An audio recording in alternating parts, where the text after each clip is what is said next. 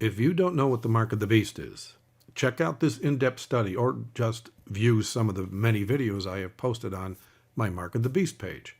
And if you don't know how prophecy says the Pope in Rome will use climate change to enforce the mark, see another in-depth study or just watch some of the many videos I posted on my climate change page.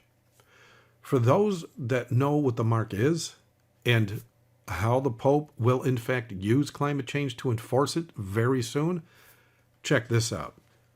Pope Francis very recently invited 7 specific groups of people to further engage in a process of ecological conversion. Families, schools, universities, dioceses, religious orders, hospitals, and agriculture.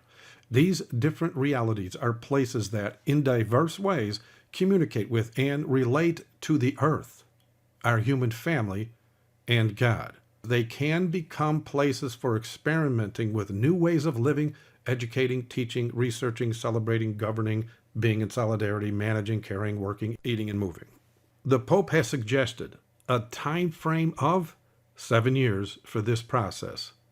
As we learned 2 years ago, the Pope and his Vatican-controlled United Nations leader announced their plans for a one-world government by 2030.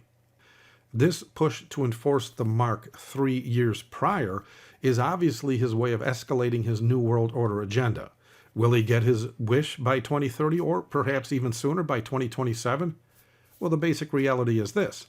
Like the global ID plans that they had and have been postponed quite a few times since 2005, what the powers that be want and what will be allowed to happen via our Heavenly Father's expressed written will in His Word are actually two different things.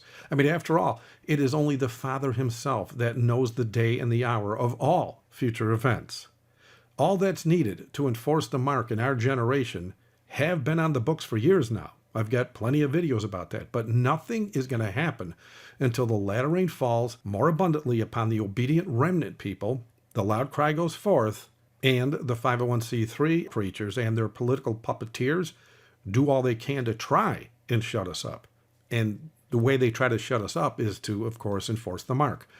With all that said, when we see what's happening in the world right now, as well as what they plan to do in the very near future, as students of prophecy, we know these are the final signs that Christ's return is very near. Everything is falling into place, exactly as our Heavenly King prophesied. But will this be enough to get some Christians off the couch so as to join the remnant people to proclaim present truth before it becomes illegal to do so? Which, of course, won't stop us either, but as prophesied, some will. Sadly, most will not. Thank you for watching. God bless.